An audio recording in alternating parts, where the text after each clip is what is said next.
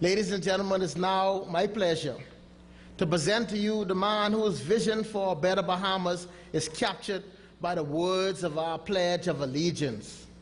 His call for Bahamians to unite in love and service comes from over 3 decades of his own public service. He has served the country for almost 15 years as Prime Minister, but has never forgotten his obligation to perform his fatherly and grandfatherly duties.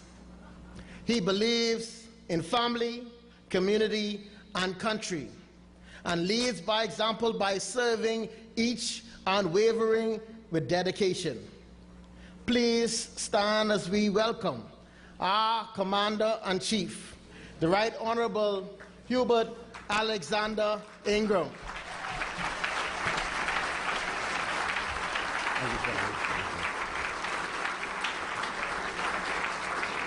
Thank you. Thank you. Please be seated. Thank you, Minister.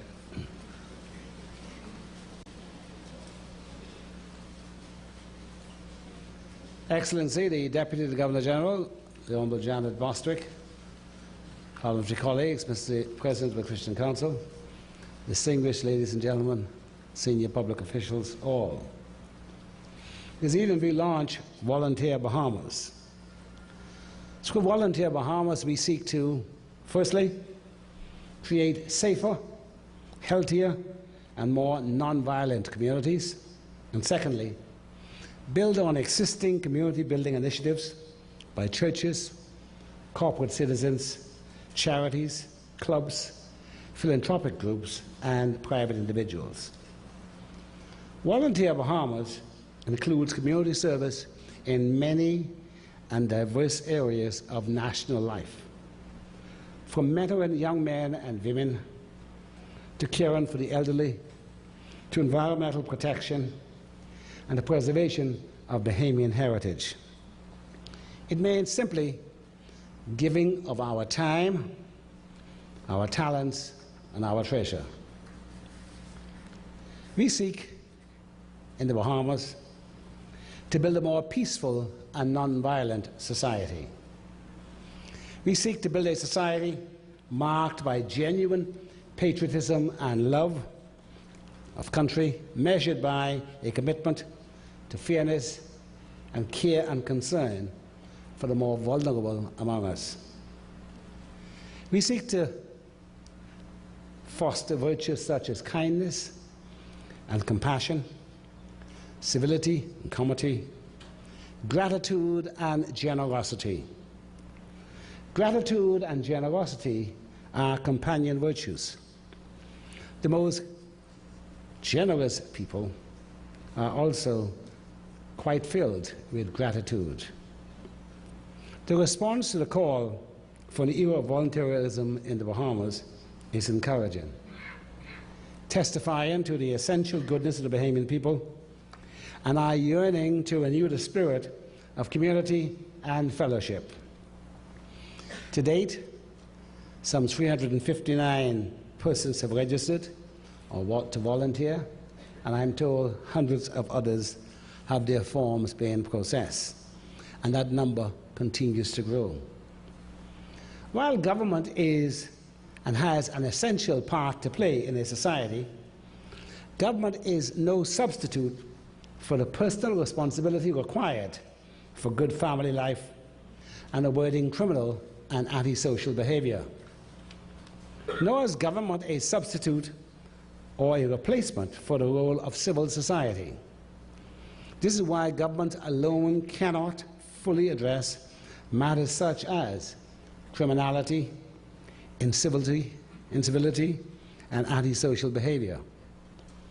To put it more affirmatively, it is the citizenry acting individually and sometimes collectively through families, churches, service clubs, schools, lodges, foundations, businesses, and other groups in society, in collaboration with government, it can cause a renewal of community life, combat the negative influences harmful to and destructive of our communities, and assist in a return to the good old traditional Bahamian values like respect for our elders. The call for service is one of the deepest desires of the human spirit. It finds expression in many fields of endeavor, including in public service. The rewards and fruits of service are not to be found only in those individuals and institutions who are the recipients of such service. For those who render in service, oftentimes receive many intangibles in return for their service. Those intangibles oftentimes include the joy and satisfaction that service brings. Someone who mentors a young person may discover that genuine service is that of empathy and understanding, that is not about doing something for someone. Instead, it's about the kind of solidarity and reciprocity one will find in any relationship of mutual respect. We instituted community service programs in our junior and secondary schools. The intention was to ensure that as a prerequisite to school leaving, every student in the government-operated school system would be engaged in a service learning experience. The idea has enjoyed some success, and we seek to cause it to enjoy even more. And hence, the Minister of Education and his staff have been charged with revamping and retooling the program. Ladies and gentlemen, to spearhead this effort of Volunteer Bahamas, we've designated a national committee, the new Providence members of which I am pleased to announce tonight. Mr. Darren Turnquest as chairman, Mrs. Pauline Davis-Thompson as co-chair, Mr. Algernon S.P.B. Allen, member, Mr. Charles Seeley, Mr. Cole Martin, Mr. Winston Rowe, Ms. Ray Jennings, Dr. Victor Cooper, Father James Moultrie, Ms. Charlotte Albury, Father Kendrick Forbes, Ms. Deandra Cartwright, and Mr. Alfonso Major. To highlight and support those social entrepreneurs and community leaders who are engaged in innovative and effective youth and urban outreach programs, we'll make available small monetary grants.